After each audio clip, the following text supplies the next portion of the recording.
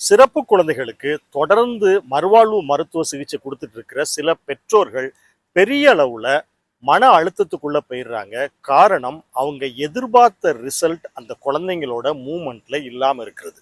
சிறப்பு குழந்தைகளின் பெற்றோர்கள் உங்களுக்கு சிகிச்சை அளிக்கிற பிசியோதெரப்பி மருத்துவர்கிட்ட இந்த நோயின் தாக்கத்துக்கு எவ்வளவு தூரம் நான் குழந்தைகிட்ட இருந்து இம்ப்ரூவ்மெண்ட்டை எதிர்பார்க்கலாம், எது மினிமம் இம்ப்ரூவ்மெண்ட், எது மேக்ஸிமம் இம்ப்ரூவ்மெண்ட் நான் எதிர்பார்க்கலாம் அப்படின்றத கட்டாயமாக டிஸ்கஸ் பண்ணி கன்ஃபார்ம் பண்ணிக்கணும். நோயின் தன்மை, குழந்தைகளின் புரிந்து கொள்ளும் திறன், சிகிச்சையில் குழந்தைகளின் பங்களிப்பு, ஆக்டிவா குழந்தைகளுக்கு கொடுக்கக்கூடிய பயிற்சி, இதெல்லாம் பொறுத்து சிகிச்சையின் முன்னேற்றங்கள் மாறுபடும். ஒரு சிகிச்சை மையத்தில் நீங்கள் தங்கி சிகிச்சை எடுத்தாலும் சரி, நீங்கள் போய் சிகிச்சை எடுத்துட்டு வந்தாலும் சரி, அங்கே இருக்கிற மற்ற சிறப்பு குழந்தைகளோட உங்கள் குழந்தைங்களை கம்பேர் பண்ணி பார்க்காதீங்க.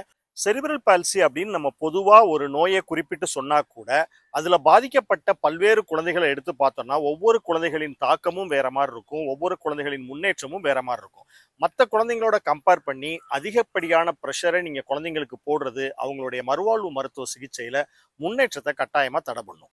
குழந்தைகளின் பெற்றோர்களுக்கு நோயை பற்றியதான புரிதல் முழுமையாக இருந்துச்சு அப்படின்னு சொன்னா அந்த குழந்தைகளின் முன்னேற்றம் எந்த அளவுக்கு இருக்கும், எந்த அளவுக்கு தாங்கள் எதிர்பார்க்கலாம் அப்படின்றத அந்த பெற்றோர்கள் தெரிந்து கொண்டாங்கன்னா இந்த ஸ்ட்ரெஸ்ஸை நீங்க கட்டாயமா குறைக்கலாம். மேலும் குழந்தைகளின் பெற்றோர்கள் தெரிந்து கொள்ள வேண்டியது, இந்த நோயின் தாக்கம் உடலின் உள் உறுப்புகளை பாதிக்குமா, இது மேலும் அதிகரிக்குமா, அப்பொழுது நாம் என்ன செய்ய வேண்டும், சிறப்பு குழந்தைகளின் அவசர மருத்துவ தேவையை எப்படி புரிந்து கொள்வது, அவர்களுக்கு என்னென்ன உள் உறுப்புகள் பாதிக்கக்கூடிய வாய்ப்பு இருக்கிறது, அதற்கு எந்தெந்த சிறப்பு மருத்துவர்களை சந்திக்க வேண்டும், இது போன்ற நோயை பற்றியதான முழுமையான புரிதல் இருந்துவிட்டால் ரீஹாபிலிட்டேட்டிவ் ஸ்ட்ரெஸ் அப்படின்னு சொல்லக்கூடிய இந்த மன அழுத்தத்தை பெற்றோர்கள்ட்ட இருந்து முழுமையா அகற்றிடலாம். சிறப்பு குழந்தைகளுக்கு பிசியோதெரப்பி சிகிச்சை, மறுவாழ்வு மருத்துவ சிகிச்சை இதையெல்லாம் தாண்டி வேறு என்னென்ன முக்கியமான விஷயங்களை நீங்கள் செய்ய வேண்டும் என்பதை அடுத்த வீடியோல பார்க்கலாம்.